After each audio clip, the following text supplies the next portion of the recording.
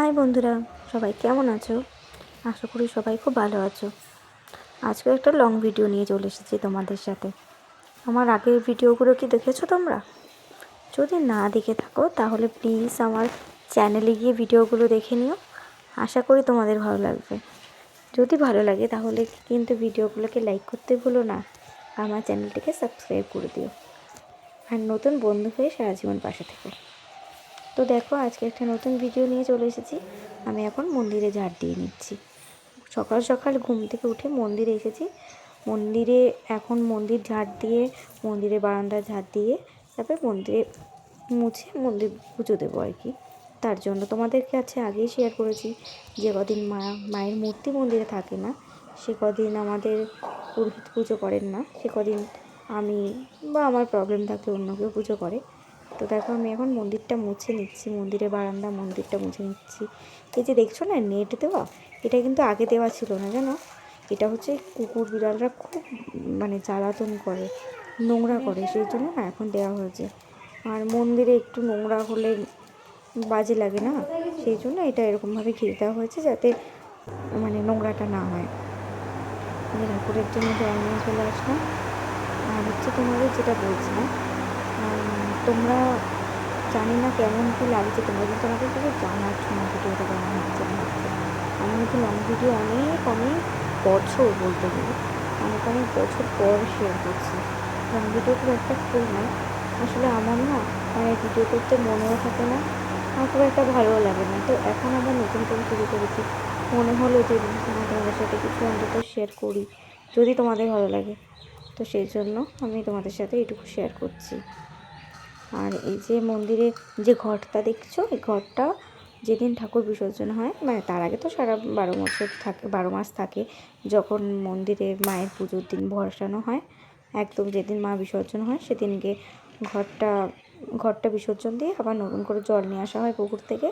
তারপরে আমের পল্লব দিয়ে মন্দিরের ওই পেতে দেওয়া হয়, যতদিন না আবার নতুন মা আসবে। যেদিন নতুন মা আসবেন সেদিন সকালবেলা এই ফটোটা আর ঘরটা তুলে নেওয়া হয়, তখন আবার নতুন করে মেজে ঘট বসানো হবে। তো এই দেখো, এই ফুলগুলো কিন্তু আমাদের গাছে হয়। এইগুলো অনেকে দেখেছো, কেউ কেউ দেখেছো হয়তো, কেউ কেউ দেখোনি। এইগুলো কিন্তু তোমার এগুলো বোধহয় যতদূর সম্ভব আকন্দ না, ধুত্রা ফুল বলে, বড় বড় বেশ। আর এই পিঙ্ক কালার যে জবা ফুলটা দেখছো, এটাও আমার গাছের। এটা আমি নিজের হাতে লাগিয়েছিলাম, ভালোই ফুল হয়, বড় বড় বেশ পিঙ্ক কালারটা খুব সুন্দর। আর যে জবা ফুলগুলো দেখছো, এগুলো কিছু মন্দিরের গাছের আছে, কিছু আশেপাশে কিছু কারোর গাছের আছে। আর একজন আছে, উনি মন্দিরে প্রতিদিন ফুল দিয়ে যান। উনি জানি না ওনার বাড়িতে কিছু আছে, আর কিছু হয়তো পাড়া থেকে কালেক্ট করে এনে মন্দিরে দিয়ে যায়। তো আমি দেখো, যেরকমভাবে আমি ঘরে পুজো দিই, আমি ঠিক সেরকমভাবেই পুজোটা দিয়ে নিচ্ছি। আমি তো ওরকমভাবে কোনো নিয়মকানুন বা কোনো মন্ত্র জানি না। তো এই কদিন এভাবেই পুজো দিতে বলেছে, যেরকমভাবে ঘরে পুজো দেওয়া হয় সেভাবেই পুজোটা দিয়ে দিচ্ছি। আর যে আলাদা করে রাখছি দেখছো, ওটা হচ্ছে মনসা মন্দিরের জন্য। ওটা হচ্ছে মনসা মন্দিরে পুজো দিতে হবে। এই যে মায়ের মন্দিরের সামনেই হচ্ছে মনসা মন্দির আছে, এই মনসা মন্দিরেও পুজো হয়।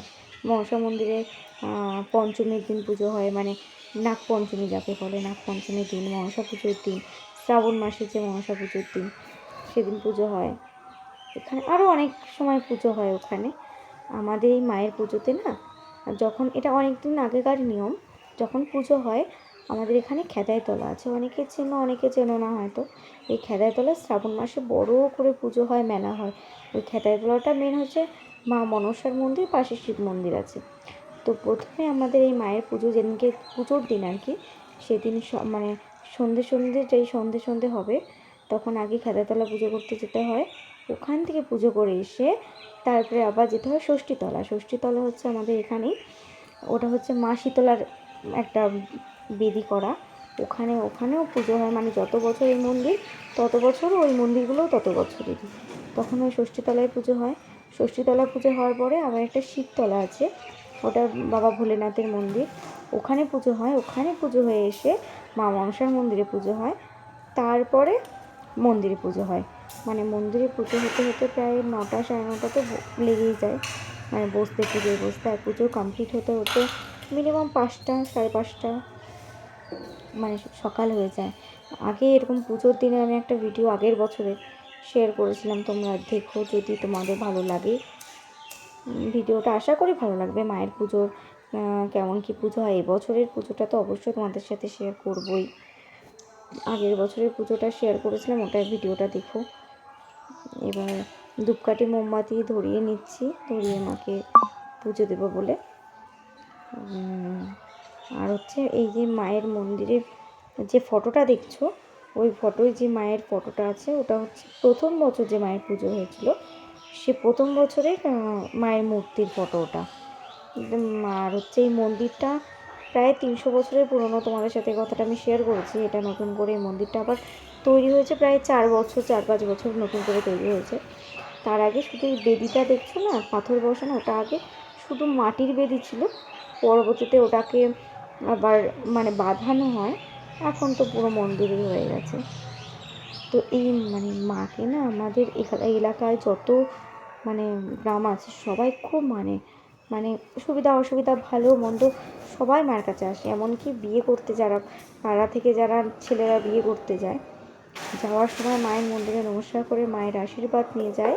এবং যখন বউ নিয়ে ফেরে আগে মায়ের মন্দিরে মাকে প্রণাম করে তারপরে যে বলছিলাম না শীতলা মায়ের মন্দির আছে, মানে বেদি আছে, ওই এই 2 জায়গাতে নমস্কার করে, আর মনসা মায়ের মন্দিরে, এই 3 জায়গাতে নমস্কার করে তারপরে তারা বাড়িতে ঢোকে।